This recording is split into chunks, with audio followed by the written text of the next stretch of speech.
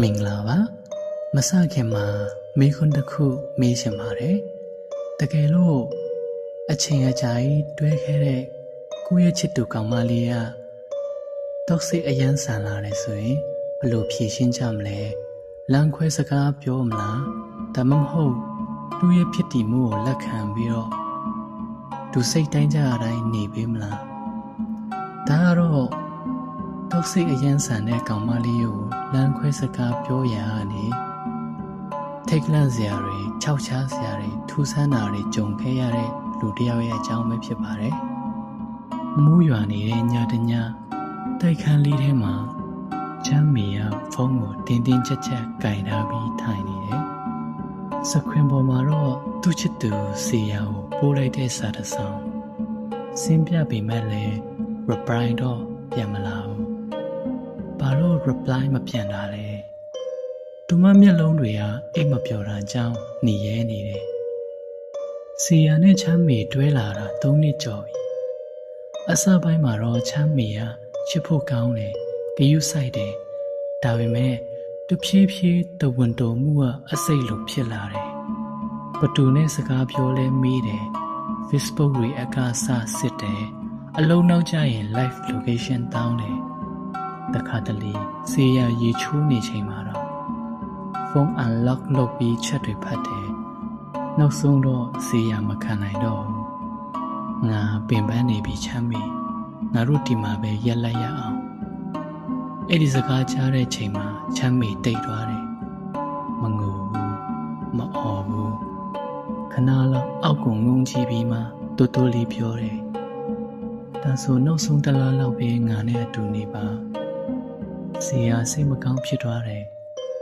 3နှစ်တွဲခဲ့တဲ့လူကိုချက်ချင်းမဖြစ်နိုင်ဘူးကောင်းပြီလေတစ်လပဲနော်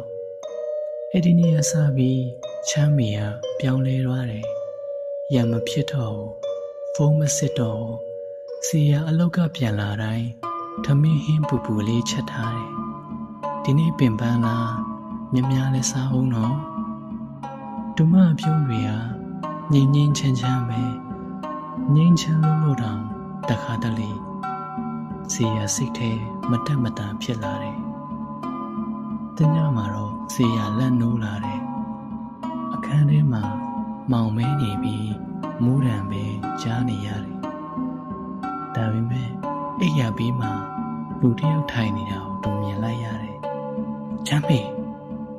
အမောင်ထဲကနေအတန်တူးတူးထွက်လာတယ်လှမ်းသွားဟာလားငါမင်းမျက်နှာကိုကြည့်ရှင်ရောင်တက်တက်ပါဖုံးကလေးရောင်နဲ့လမ်းထိုးလိုက်တော့ချမ်းမေကမျက်တောင်တောင်မခတ်ပဲသူ့ကိုစိုက်ကြည့်နေတယ်ပြုံးလဲပြုံးနေတယ်ဒါပေမဲ့အဲ့ဒီအပြုံးကလူတစ်ယောက်ရဲ့အပြုံးမဟုတ်တော့တယ်လို့ပဲတလားအတွင်းစီယာတဖြည်းဖြည်းထူဆန်းလာတယ်အစာအရမ်းစားချင်လာတယ်စားပြီးရင်စားချင်လာတယ်ပိုက်လည်းမဝနိုင်ဘူးဒါပေမဲ့ခန္ဓာကိုယ်ကပိုပိုပိန်လာတယ်မျက်နှာချိုင်လာတယ်မျက်လုံးအောက်ကအမဲဆက်တွေထင်းလာတယ်တခါတလေမှန်တဲ့ကြည့်ရင်တူးနောက်မှာချမ်းမီရက်နေတာကိုတစ်စက္ကန့်လောက်မြင်ရတယ်လို့ဖြစ်တယ်လဲကြည့်လိုက်ရင်ဘာမှမရှိတော့ဘူးအလောက်ကတငယ်ချင်းတွေတော့မင်းနေမကောင်းဘူးလားမင်းပုံစံကြည့်ရတာတခုခုမှားနေတယ်လို့ပဲနော်စီယာကတော့ရေပြဖို့တောင်အားမရှိတော့ဘူးတလားပြည့်တဲ့နေ့မှာချမ်းမီကအနဲ့ရောင်ဝတ်စုံဝတ်ထားတယ်ထမင်းစပွဲပေါ်မှာဟင်းအများကြီးချက်ထားတယ်ဒီနေ့နောက်ဆုံးနေ့နော်သူမကပြုံးပြီးပြောတယ်စီယာစိတ်ထဲမှာထူဆန်းတဲ့ကြောက်ရွံ့မှုတစ်ခုဖြစ်လာတယ်ဒါပေမဲ့ဘာကိုကြောက်နေမှတော့သူမသိဘူးညတကောင်ကျော်တော့ဘုံဆိုတဲ့အတန်နဲ့အတူတိုက်အောက်ကလူအော်ဒန်တွေထွက်လာတယ်စီယာပတင်းပေါက်ကနေငုံကြည့်လိုက်တော့တွေးဟန်ကြီးရဲ့လဲမှာချမ်းမီလဲနေတယ်ဒုမမျက်လုံးတွေကဖွင့်လျက်တာအပေါ်မျက်တောင်မခတ်ပဲစိုက်ကြည့်နေတယ်လို့တိုက်ပေါ်ကခုန်ချသွားတာနာရီပြီးတော့တဲ့နောက်မှာ စီယာတယောက်တည်းကြံခဲ့တယ်။ဒါပေမဲ့ထူးဆန်းတာကသူအစာပူစားလာတယ်။တနေ့9 နှစ်လောက်စားတယ်။ညဘက်တောင်ရေခဲတစ်တာဖွင့်ပြီးစားတတ်သေးတယ်။ဒါပေမဲ့စားတလောက်လဲပိုပိန်လာတယ်။အသားအရည်ကခြောက်ကပ်လာပြီးပါစက်ထဲမှာတန်အရသာလိုမျိုးအမြဲရနေတတ်တယ်။တညမှာတော့သူအိတ်နေရင်နာကပ်ပြီးတယောက်တူးပြောတံရားလိုက်ရတယ်။မြစားတော့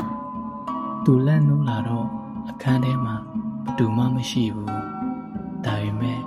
ကတင်ဘေးကချမ်းပြင်ပေါ်မှာဆူဆွနေတဲ့သပင်ရှိကြီးတချို့ကြာနေတယ်။တရက်မှာတော့အောင်ဆိုတဲ့သူ့တငယ်ချင်းလာလေတယ်။စီယာကိုမြင်ချင်းအောင်မျက်နှာပြတ်သွားတယ်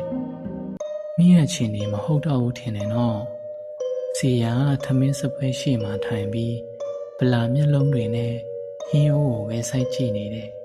။အောင်မိဖို့ချောင်းထဲဝင်သွားတယ်။ဟင်းချက်ပစ္စည်းတွေကြည့်နေရင်စင်အောက်ကဘူးဝနက်လေးတပူးတွေ့သွားတယ်။ဖွင့်ကြည့်လိုက်တဲ့အချိန်မှာတော့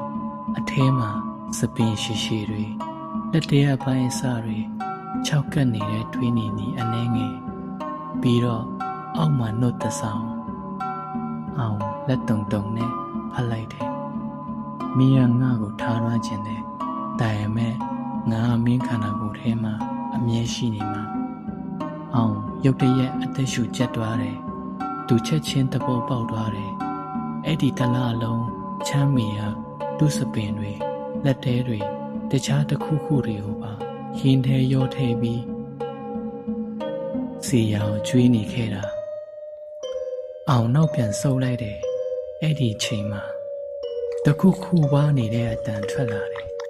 စီယာမီးမဖွင့်ထားတဲ့မီးဖို့ချောင်တောင်းမှရက်နေတယ်ပါစက်ထဲကထွေးရည်နဲ့စီးကြနေပြီးဘာမှမရှိတဲ့လေဟာနေကိုဝါနေတယ်လို့မျိုး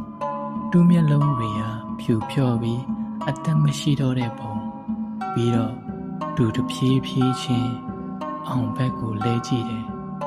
ငါသူ့အတန်ကလူနေရောက်တစ်ပြိုင်တည်းပြောနေတယ်လို့ပဲဗိုက်စာနေသေးတယ်ဗိုက်စာနေသေးတယ်